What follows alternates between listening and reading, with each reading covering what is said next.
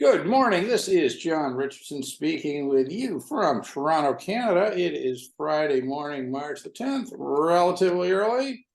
And today, my day, I guess, begins with just sort of a brief chat with Keith Redmond of the American Expatriates Facebook group. Just kind of a check in on what's happening in the world of Americans abroad. So, Keith, how are you doing? I'm doing okay. I just, thanks for this opportunity because I think it's something that I would like to address that is important to the American overseas and accidental American population at large. Um, I know there's a lot of people out there that are very confused, are very fearful of what they're supposed to be doing, whether they should stay out of the U.S. tax system to enter the U.S. tax system. Should they renounce? Should they not renounce based on their particular profile and their particular situation? Now, while there's a litany of resources out there that one can consult to learn about the various ways of entering the system and so forth. Every situation is different, as you well know. And there seems to be an unrealistic expectation that these services are offered for free. And I've been finding that a little bit more so lately, that if you are looking for expertise from individuals that know this and have the pulse on what is happening and need to go through the various options, they're going to need to pay for that service. Bottom line, that's what you're asking for is an expertise. Would you agree? Well, yeah, I mean, I would agree that you can go online and get a lot of information, but to be able to understand how the various parts fit together generally and how it applies to your situation, yeah, I think it's highly nuanced, and rarely are any two people the same. Right. I mean, there's no cookie cutter approach for across the board. You know what I mean? Every individual has its own what you said nuances, and to be able to weed through everything to really look at what the real options are, you need to go to people who really understand that.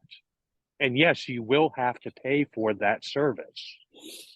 Well, I think what people don't realize is they're gonna pay a lot less if they pay for good advice to begin with, than they're gonna pay in long run if they don't get it. Sort of Well, like, exactly. people complaining about the cost of education. I don't know who came up with this line, but I think it's entirely accurate. If you think the cost of education is high, just try the cost of not having it, right? So, Exactly. yeah, I mean, clearly that's true. But, human nature is what it is. And, people are always. No, I agree, but I think it's important just to have it out there in the universe.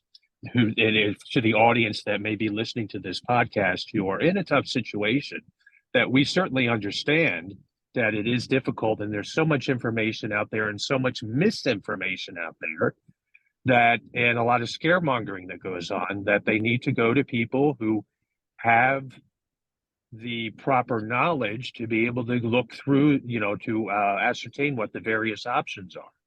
And that's going to be you're going to have to pay for the service, bottom line. Yeah, I think that's generally true, but it also reminds me of this great line where somebody was talking about, the marketing of the whole frequent flyer program. He said, people will pay anything to get something free, right? Uh, Right. and what's interesting is that by not getting the right kind of advice up front, people really are paying anything. Uh, Yeah. et cetera. No. It's human nature. Don't take it personally, Keith. Oh, no, no. I'm not taking it personally. I just think it needs to be out there. And I know everyone who deals with any type of consultancy goes through this.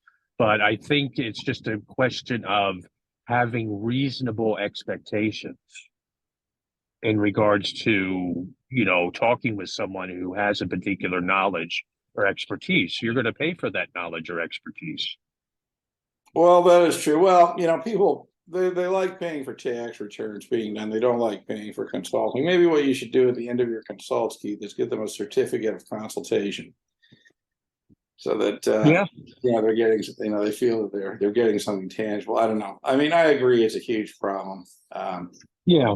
I mean, I think for anyone, gathering information first before you take any decision is the best thing to do, and not do anything out of fear. Because if you do something out of fear, you're going to end up screwing yourself in the long run. Well, I think that's right. Or to put it another way, okay, you need to respond and not to react. Okay, Good react point. to things that are often based out of fear. Responses are things that are more measured, and you've got to figure out how to respond. But listening to you talk, I'm reminded of all these other things, ways I've thought about this in the past, and I think on the issue of the fear thing, and there is a lot out there. I think, which I don't know where this came from, but I think it's very sort of apropos. Is what is it? Never look behind you in anger or forward in fear.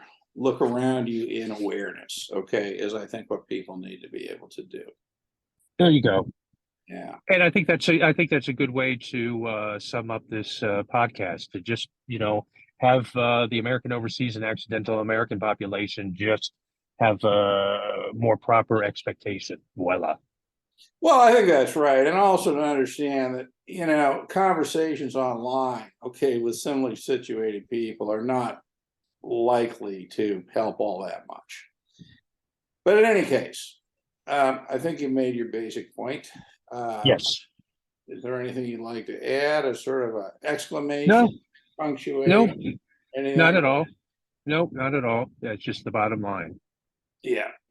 All right. Well, I think that's a reasonable point, and I think to keep the emphasis on the point, maybe we will stop this particular podcast and pick up with a new one. How does that sound?